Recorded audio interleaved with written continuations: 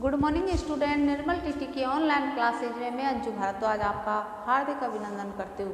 बच्चों, आज हम संस्कृत में शुद्धोच्चारण के महत्व के बारे में अध्ययन करेंगे। इससे पहले भी हमने आपको इसमें पढ़ाया था कि जो पाणिनि ने बतलाया गया है कि यजमान के द्वारा किया गया जो मंत्र हवन वेद उच्चारण जो वेद पाठी ब्राह्मणों से वो करवाते हैं, वो किस प्रकार से अर्थ का अनर्थ अर्थात उन्होंने वज्र से भी घातक उस यजमान के लिए जो शुद्ध रूप से या अशुद्ध रूप से किया गया उच्चारण है वो अनर्थकारी घातक बतलाया गया है। पाणिनि का दूसरा जो श्लोक था वो भी बतलाया गया है कि एक होता है ना, नए विदिते ही, हे बेटे तूने बहुत सारे क्या कर लिया, अध्यापन कर लिया या अध्ययन कर लिया, अब तुम्हें ग्रामर का अध्ययन करना चाहिए। बना बहुना जैसे स्वजन स्वजन, शकल शकल, शकृत शकृत, इसके बारे में मैंने आपको बतलाया। स्वजन यानी क्या हो गया, आत्मीय व्यक्ति या आत्मीयता जो सबसे प्रिय है। स्वजन, उस स्वजन का अर्थ होता है दूसरे का कुत्ता। उसी प्रकार से शकल संपूर्ण, शकल यानी खंड, सकृत यानी एक बार और शकृत यानी निष्विष्टा। इनके अर्थ को आपको डिवाइडेशन अर्थात जब तक आप ग्रामर का जो अध्ययन नहीं कर लोगे, जिस प्रकार से आप ग्रामर के बारे में नहीं जानते हो कि इसका अर्थ क्या होता है, इसका अर्थ क्या नहीं होता, शुद्ध उच्चारण किस प्रकार से किया जाता है, अशुद्ध आप बोलोगे तो अशुद्ध का अर्थ का कहीं अनर्थ ना हो जाए, आत्मीय की जगह आप कहीं दूसरे जो जानवर के बारे में बतलाया गया है उसके अर्थ को ना अभिव्यक्त कर दें। तो आज हम संस्कृत में कुछ और हमारे अशुद्ध उच्चारण के वर्ण रह गए उनके बारे में बतलाएंगे। पहले हमने आपको बतलाया था, अब हम बतलाएंगे वर्णोच्चारण। पहले बतलाया था शब्दों के बारे में, अब बतलाएंगे आपको वर्णोच्चारण। वर्ण का किस प्रकार से उच्चारण किया जाता है। वर्णोच्चारण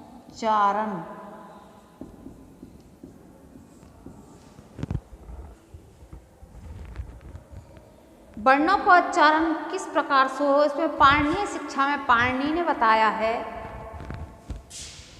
पाणिनि के द्वारा बतलाया गया है, श्लोक है एक व्याघ्री वाला जो आपने सुना होगा। व्याघ्री यथा हरेत पुत्रान, व्याघ्री यथा हरेत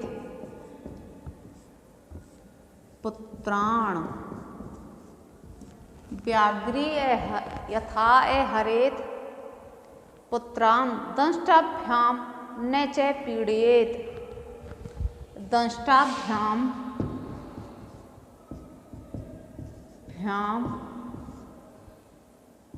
न च पीड़येत, दांतों से पीड़ा नहीं पहुंचाती है।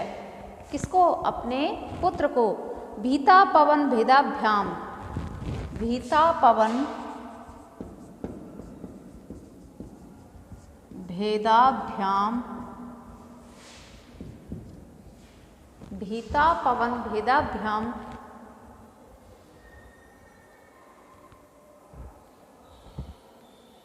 तद्ध्वनि प्रयोजयेत, तद्ध्वनि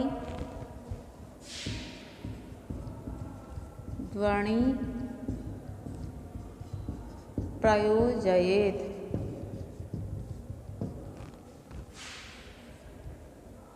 क्या बतलाया, व्याघ्री जो होती है वो क्या करती है, अपने पुत्र को, जिस प्रकार बाघिन अपने बच्चों को मुंह में लेकर चलते समय इस बात का ध्यान रखती है कि उसके बच्चों को कहीं दांत न चुभ जाएं, कहीं जिस प्रकार मुंह में बाघिन अपने बच्चों को लेकर जाती है तो वो ये इस बात का ध्यान रखती है कि मेरे मुंह में जो बच्चे हैं उसके कहीं मेरे दांत ना चुभ जाएं। इसी प्रकार वर्णों का उच्चारण करते समय हमें उनका स्थान ठीक ढंग से याद रहना चाहिए, अर्थात स्पष्ट स्तरित हो, किंतु ऐसा न होने पर अक्षर मुख के अंदर ही न रह जाए या फिर मुख से बाहर ही न गिर जाएं। अर्थात अगर व्याघ्री अपने बच्चे को तेज मुंह को दबा लेती है, तेज जबड़े को और तेज बंद कर लेती है, उसके मुंह बच्चों को क्या हो जाएगी, चोट पहुंचेगी। चोट पहुँचेगी या तो वो अंदर ही रह जाएगा, और फिर अगर वो थोड़ा भी ढीला रह जाएगा तो बच्चा गिर जाएगा। उसी प्रकार से हमें वर्णों का भी ध्यान रखना चाहिए कि कहीं ऐसा ना हो कि बोलने में हम अशुद्धि कर जाएं और या तो हमारे मुख में ही रह जाए या मुख से बाहर ही निकल जाएं। तो हमें वर्णों को इस प्रकार से बोलना चाहिए जिस प्रकार उसका उच्चारण स्थान हो, या कहाँ से वर्णों का उच्चारण हम कहाँ पर किस तरीके से बोलें, इस प्रकार से वर्णों का हमें उच्चारण स्थान याद रखना चाहिए। जैसे आपको वन बता रखे ने के चे टे ते के चे ते पे, ये सारे जो वर्ण हैं हमारे कुचू टू तुपू है, तो इसमें कौन सा वर्ग आएगा, इसमें कौन सा वर्ग आएगा, उसमें कौन सा अंतस्थ, ये सारे जो वर्ण हैं हमें इसी प्रकार से अपने वर्णों का उच्चारण करना चाहिए। के खे गे घे ने, के खे गे घे ने, चे छे जे जे झे ने, टे ठे डे ढे ने। इस प्रकार से हमें अपने वर्णों का उच्चारण करते रहना चाहिए। और उस ऐसा भी नहीं हो कि वर्ण हम आधे खा जाएं और आधे मुंह से या फिर बिल्कुल ही बाहर निकल जाएं। तो ये आपको दृष्टांत दिया, दृष्टांत मतलब एक उदाहरण दिया किसका, एक बाघिन का, कि वो अपने बच्चों को किस प्रकार से लेकर जाती है कि उसको दांत भी ना चुभे और फिर उसके बच्चे बाहर भी ना रहे। उसी प्रकार से हमें वर्णों का ध्यान रखना चाहिए कि वर्ण हमारे मुंह के अंदर भी ना रहे और मुंह से बाहर भी ना गए।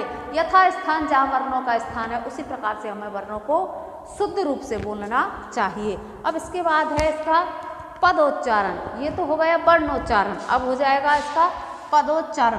पद में हमें कहाँ कहाँ किस प्रकार से सावधानी रखनी चाहिए। हमें ज़बरदस्ती का बलाघात नहीं देना चाहिए। जहाँ पर हमें पद बोलने की ज़रूरत है उसी प्रकार से हमें पद को बोलना चाहिए।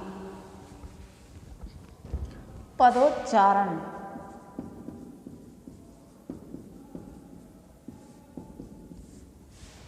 पदोच्चारण में कभी कभी पदों में उच्चारण में स्पष्टता का ध्यान न रखने के कारण किसी पद पर अनिष्ट बलाघात, अनभिष्ट बलाघात कर देने के कारण अर्थ में परिवर्तन हो जाता है। अर्थात अनभिष्ट जबरदस्ती, अनभिष्ट बलाघात तो हम अर्थ का अनर्थ कर बैठते। जैसे सह जलम पिबती, तो एक सीधा सा सार्थक अर्थ निकलता है, वह जल पी रहा है, वह जल को पीता है। तो कहीं हम इसको ऐसा नहीं करते जबरदस्ती इस पर लोप कर दें इसका। जैसे सहजल है, एक तो इसमें विसर्ग है तो विसर्ग का लोप नहीं करते हम, सहजल सहजल ही बोल दें केवल। तो इस पर जबरदस्ती से हमने बलाघात किया ना, इसका तो लोप कर दिया तो ये अर्थ का अनर्थ हो जाएगा। एक हो गया सहजलम, एक केवल जलम पर हमने बलाघात कर दिया, जल पी रहा है या क्या वो जल पी रहे हैं। कहीं हमने पिबती पर जबरदस्ती बलाघात कर दिया, पिबती सहजलम पिबती, तो उस पर भी बलाघात नहीं करना। हमें जो उच्चारण है, जो पद का मूल रूप से जो अर्थ निकलना चाहिए उसी अर्थ के रूप में पदोच्चारण करते रहना चाहिए। न कि उसमें क्वेश्चन मार्क लगाना है, न ही उस पर जबरदस्ती से बलाघात करना है, या कहीं जिसका लोप नहीं हो रहा जबरदस्ती उसका लोप करना है। तो हमें इन क्रियाओं का हमेशा ध्यान रखना चाहिए। जैसे स जलम, वह बल देता है जल पर, वह पानी पी रहा है या पानी नहीं पी रहा है, या पानी कम पी रहा है, या फिर पिबती पर अर्थ निकलता है वह पानी पी रहा है, कुछ और नहीं। परंतु जो भी है वो हमें इस प्रकार से हमें एक सीक्वेंस के अनुसार पद को बोलना चाहिए, अर्थात पद का उच्चारण करते रहना चाहिए। नहीं तो जबरदस्ती का हम अनभिष्ट बलाघात उस पर थोपेंगे तो हमारा उच्चारण कैसा होगा, अशुद्ध उच्चारण माना जाएगा। तो हमें वर्णोच्चारण, पदोच्चारण इनका हमेशा ध्यान रखना चाहिए। अब संस्कृत में कुछ उच्चारण संबंधी अशुद्धियाँ रह जाती हैं। संस्कृत में उच्चारण संबंधी कुछ अशुद्धि रह जाती है। उस अशुद्धि का क्या कारण है, किस किस कारण से हमें अशुद्धि रहती है। जैसे सबसे पहले पॉइंट लेते हैं हम नंबर 1, संयुक्त वर्ण या युक्त शब्द। संयुक्त वर्ण, संयुक्त वर्ण या युक्त शब्द। संयुक्त जानते होंगे आप, जैसे अनेक छात्र संयुक्त वर्ण युक्त शब्दों का अशुद्ध उच्चारण करते हैं। बहुत सारे छात्र हैं जो संयुक्त वर्णों का, जैसे हैं गच्छति, वंदते, सिद्धयति। अब मूल रूप से इनका उच्चारण स्थान तो यही है, संयुक्त गच्छति, वंदते और सिद्धयति। बहुत से इसमें फिर क्या बोलते हैं डायरेक्ट गच्छति, गच्छति या बंदे, दैत को तो हटाए बनते ही कर देते हैं, बनते ही कर देते हैं, सिद्धयति ही कर देते हैं। तो ये अशुद्ध उच्चारण है। संयुक्त वर्णों का युक्त शब्द है, उन शब्दों का अनेक छात्र इस प्रकार से अशुद्धि करते हैं जो बिल्कुल ही अर्थ का अनर्थ कर देते हैं। तो हमें इन चीज़ों का मूल रूप से फोकस करना है। जो छात्र गलत बोल रहे हैं, जैसे ये हमने अंडरलाइन इसलिए की है, जो इन शब्दों को वो इनके रूप में ही एक ही मतलब और भी शॉर्ट कर देते हैं, जो रूप में बनाया गया उसको और भी वो अपने हिसाब से शॉर्ट कर लेते हैं, शॉर्ट करके उसका अर्थ का अनर्थ कर देते हैं। तो इस प्रकार से हमें अशुद्धि का ध्यान रखना चाहिए और अशुद्धियों को हमें, शिक्षक का दायित्व भी होता है कि अशुद्धियों को देखते हुए छात्रों की अशुद्धियों को दूर करे। अगला जो इसका अशुद्धि का है वह है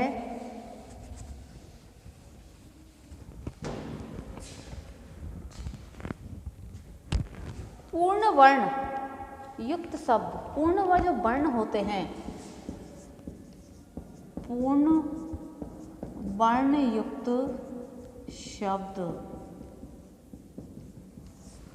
पूर्ण वर्ण युक्त शब्द। अनेक छात्र पूर्ण वर्ण युक्त शब्दों का उच्चारण अशुद्ध करते हैं, जैसे नयति, नयति, चलति, गायति।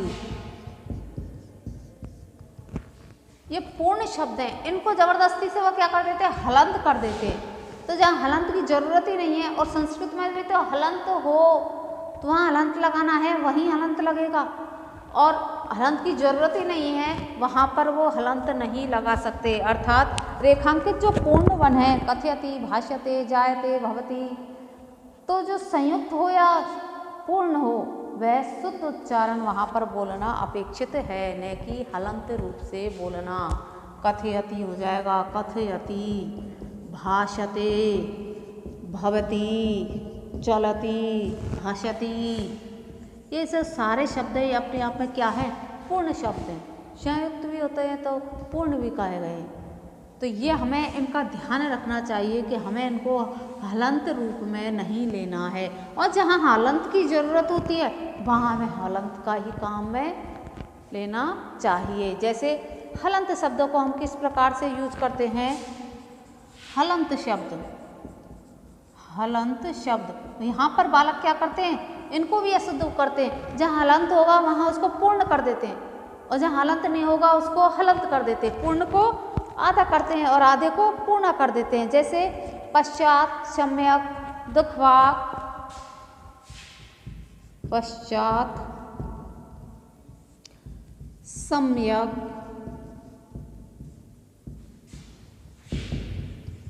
दुखवाक। तो ये हमने आधा जो हलंत है, ते, के, गे, या और भी और बहुत सारे शब्द हैं ऐसे, तो हमने इनको क्या किया है, बालक इनको क्या करते हैं, ऐसे लिखते हैं, पश्चात, सम्यक, दुखवाक, पूरा लिखते हैं, जबकि ये बिल्कुल ही अशुद्ध हैं। क्यों? क्योंकि ये आधे वर्ण होते हैं, हलंत वर्ण ही आते हैं। तो छात्रों को ये ध्यान देने योग्य बात है कि कहाँ पर हमें हलंत का कार्य करना है और कहाँ पर हमें पूर्ण शब्दों का किस प्रकार से उच्चारण करना है। इन बातों का ध्यान देना बहुत ही जरूरी है। अगला जो अशुद्धि का कारण है वह है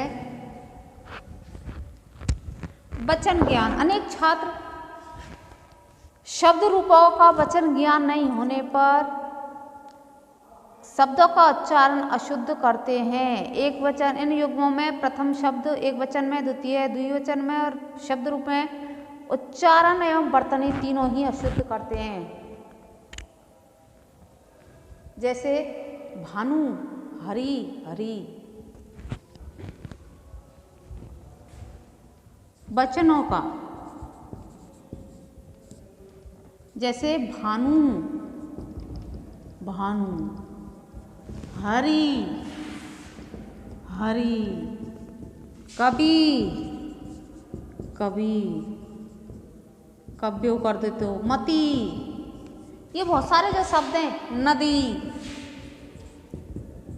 रामऊ, इनको ये पता नहीं है कि द्वितीय वचन में कौन सा आएगा, दो आते हैं, प्रथम में एक आता है और बहुवचन में कौन से वचन आते हैं। तो वचनों के अनुसार ही बालक इसमें अशुद्धि करता है।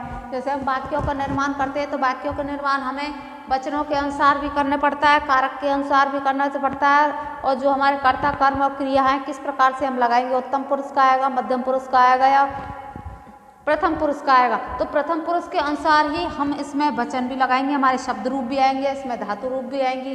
ये सारे शब्दों का हमें ध्यान रखना पड़ेगा, कहाँ पर अशुद्धि है और कहाँ पर शुद्ध रूप से बतलाया गया है। भानु कहाँ पर आएगा, हरि कहाँ पर आएगा, और नदी, राम, रामो, ये कौन से वचन में है और कौन से वचन में नहीं है। इसी प्रकार से अगला जो है वो है विसर्ग। विसर्ग को भी हमें बतलाया है कि विसर्ग कहाँ पर लगता है और कहाँ पर नहीं लगता है। ये शब्द रूपों में भी आपने देखा होगा कौन कौन से शब्दों में विसर्ग आता है और कौन कौन से शब्दों में विसर्ग नहीं आता है। तो हलंत विसर्गों कहते हैं ना, संस्कृत हलंत विसर्गों की नहीं, हलंत विसर्गों के ऊपर ही नंबर आते हैं। इसमें जरूरी थोड़ी सब जगह आपने हलंत लगा दिया और विसर्ग लगा दिया, बन गई संस्कृत जी, नहीं।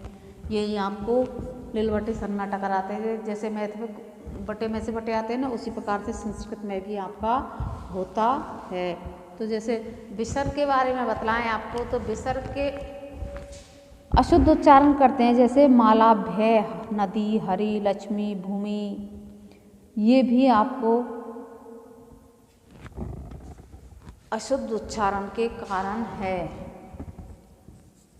माला, भय, जैसे पंचमी में नदी, लक्ष्मी, कहाँ पर विसर्ग आएगा, कहाँ पर विसर्ग नहीं आएगा, इन सारी चीज़ों को हमें ध्यान रखना पड़ेगा। किसमें, अशुद्धि संशोधन के रूप में। विसर्ग अगला जो अशुद्धि का कारण है वह है मात्रा युक्त शब्द। अनेक छात्र मात्रा युक्त शब्दों का अशुद्ध उच्चारण करते हैं। जैसे आपने शब्द रूप तो पढ़े होंगे, जैसे वारिणी और एक वारिणी, ठीक है, दधिनी और एक दधिनी। तो कौन सा शुद्ध है और कौन सा अशुद्ध है, कौन सा एक वचन में आएगा, कौन सा द्विवचन में आएगा और कौन सा बहुवचन में आएगा। तो मात्रा युक्त शब्दों में आपको अशुद्धि का ध्यान रखना पड़ेगा। कहाँ पर कौन सी मात्रा आएगी, कहाँ पर कौन सी मात्रा नहीं आएगी। जब आपसे कंपटीशन की आप एग्जाम देते हो, एग्जाम फाइट करते हो, तब आपको ये शब्द रूप, धातु रूप आते हैं कि प्रथम पुरुष का कौन सा है, द्वितीय पुरुष का द्वितीय वचन कौन सा है, प्रथम वचन कौन सा है, द्वितीय कौन सा है और बहुवचन कौन सा है। ये वचनों के भी आते हैं, या कर्ता कारक, प्रथम पुरुष, एक तृतीय, चतुर्थ, पंचमी, षष्ठी, कौन सी विभक्ति है, कारक के रूप में भी पूछ लेते हैं इसमें। तो इन शब्दों को, ये मात्राओं के ऊपर ही आपको ध्यान देना पड़ेगा कि कहाँ पर कौन सी मात्रा सही लग रही है, कहाँ पर कौन सी मात्रा गलत लग रही है। तो मात्राओं के ऊपर भी आप अशुद्धि, छात्र बहुत सारे अशुद्ध बोलते हैं। इन शब्दों में युग्मों में प्रथम शब्द द्विवचन में और द्वितीय शब्द बहुवचन में है। यदि इन शब्द युग्मों का छात्र अशुद्ध उच्चारण नहीं करते हैं तो एक तो उनका उच्चारण अशुद्ध होता है, दूसरे शब्द का अर्थ ही बदल जाता है। द्विवचन और बहुवचन का ही तो आता है, वारिणी, वारिणी, अक्षिणी, अक्षुणी। उसी प्रकार से आपने नए और नए से युक्त शब्द भी देखे होंगे। जो ये तो हो गए कौन से, मात्रा से संबंधित। किससे, मात्रा से संबंधित। अब आपने ग्रामर पढ़ी हो तो न से ण, तो आपको बतलाया पहले, आपने अभी कभी पढ़ी हो, कोई और गुरुजी मैडम ने आपको पढ़ाया हो तो री रे से पहले जो भी ने आए तो वहाँ पर ण का आदेश हो जाता है। रसो नराभ्यामणु एक सूत्र आता, उस सूत्र में आपको री रे से पहले जो भी ने आता है उसमें ण का आदेश हो जाना। तो कहाँ पर न का प्रयोग करते हैं और कहाँ पर न नहीं लगाते। कुछ छात्र न और न से युक्त शब्दों का अशुद्ध उच्चारण करते हैं। जैसे देखो रणभूमि, तो बहुत से करते हैं रणभूमि, ठीक है। रामेण, ने तो हलन तो मैंने कर दिया ना, रामायण ही करते हैं डायरेक्ट पूरा। ये रामायण शब्द है अशुद्ध है? रामायण। रणभूमि एक होता है ये रामेण। आपको पता चलेगा कौन सा शुद्ध है और कौन सा अशुद्ध है अगर आपने पढ़ा होगा तो। भानुनाम, हरिणाम,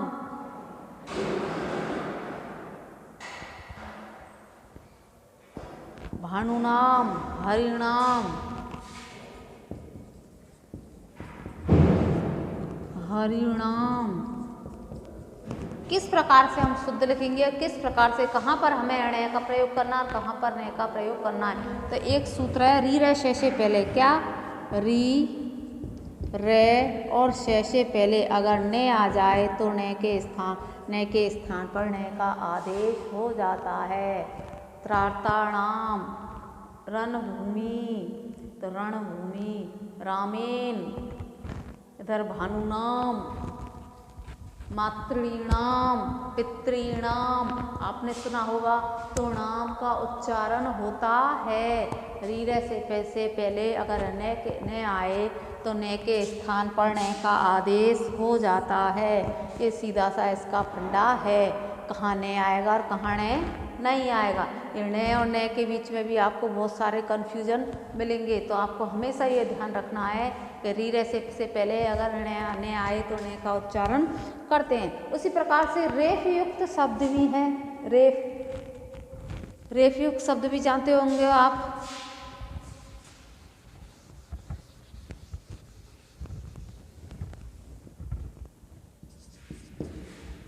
अगला नंबर रेफ युक्त शब्द। रेफ युक्त शब्द सुना होगा आपने, रेफ। इसका भी अशुद्ध उच्चारण करते हैं, जैसे कर्म, धर्म, आदर्श, संशय, हर्ष आदि। ये भी रेफ युक्त शब्दों का अशुद्ध उच्चारण। अशुद्ध उच्चारण के कारण वर्णों के अशुद्ध उच्चारण पर भी संस्कृत में विचार किया। इसमें पाणिनि का निम्नांकित श्लोक इस प्रकार से है।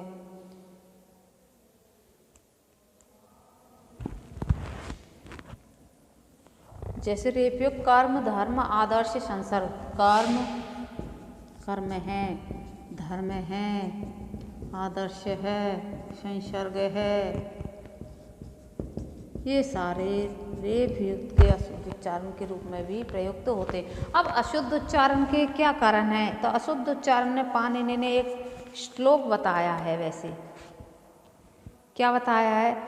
उपानदृष्टम त्वरितम निरस्तम विलंबितम गदगतम प्रगीतम निष्पीड़ितम ग्रस्त पदाक्षरम च बंदेन दीनम तु सानुनाश्य। जीभ दबाकर उच्चारण करना और वर्णों को मुख से काट देना।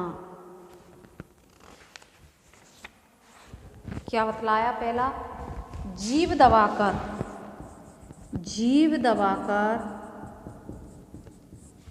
उच्चारण करना